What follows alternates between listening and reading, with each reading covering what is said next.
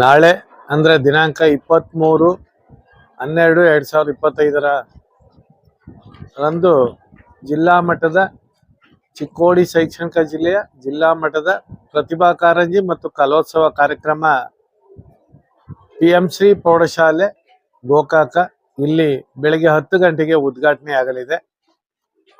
ಮಾನ್ಯ ಜಿಲ್ಲಾ ಉಸ್ತುವಾರಿ ಸಚಿವರಾದಂಥ ಸನ್ಮಾನ್ಯ ಸತೀಶ್ ರಾಜ್ ಜಾರಕಿಹೊಳಿ ಅವರು 10 ಗಂಟೆಗೆ ಇಲ್ಲಿ ಉದ್ಘಾಟನೆಯನ್ನ ಮಾಡಲಿದ್ದಾರೆ.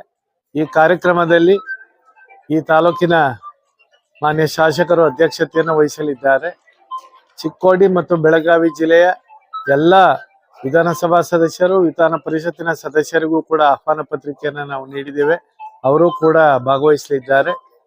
ವಿವಿಧ ತಾಲೂಕುಗಳಿಂದ ತಾಲೂಕು ಮಟ್ಟದ ಸ್ಪರ್ಧೆಗಳಲ್ಲಿ ವಿಜೇತರಾಗಿರ್ತಕ್ಕಂತಹ ಮಕ್ಕಳುಗಳು ಅವರ ತಂಡದ ಮ್ಯಾನೇಜರ್ ಒಂದಿಗೆ ಮತ್ತು ನೋಡಲ್ ಅಧಿಕಾರಿ ಹಾಗೂ BEO BRC ಇವರೆಲ್ಲರೂ ಕೂಡ ಎಲ್ಲ ತಾಲೂಕಿನಿಂದಲೂ ಕೂಡ ಭಾಗವಹಿಸಲಿದ್ದಾರೆ.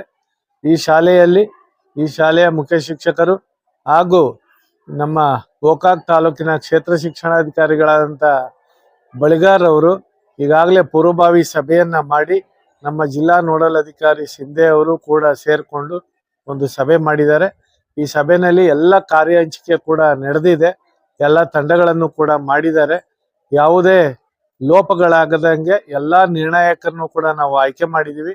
ನಿರ್ಣಾಯಕರು ಮಕ್ಕಳುಗಳ ಒಂದು ಪ್ರತಿಭೆಯನ್ನ ನಿಷ್ಪಕ್ಷಪಾತವಾಗಿ ಗುರುತಿಸಿ ನ್ಯಾಯವನ್ನ ನೀಡ್ತಾರೆ. ಆ ನಂತರ ಮಧ್ಯಾಹ್ನ ಅವರಿಗೆ ಉಪಹಾರ ವ್ಯವಸ್ಥೆಯನ್ನು ಕೂಡ ಈ ಶಾಲೆ ಮತ್ತು ಶಾಸಕರ ಒಂದು ಕಚೇರಿಯಿಂದ ವ್ಯವಸ್ಥೆಯನ್ನ ಮಾಡಿರ್ತಾರೆ. ಮತ್ತು ಸುಮಾರು ಬೇರೆ ಬೇರೆ ತಾಲೂಕಿನ ಮಕ್ಕಳೊಂದಿಗೆ ಈ ಶಾಲೆಯ ಮಕ್ಕಳುಗಳು ಸೇರಿ ಸುಮಾರು 700ರಿಂದ 800 ಮಕ್ಕಳು ಈ ಕಾರ್ಯಕ್ರಮದಲ್ಲಿ ಭಾಗವಹಿಸ್ತಾ ಇದ್ದಾರೆ. ಎಲ್ಲ ಪೂರ್ವ ಸಿದ್ಧತೆ ಕೂಡ ಆಗಿದೆ.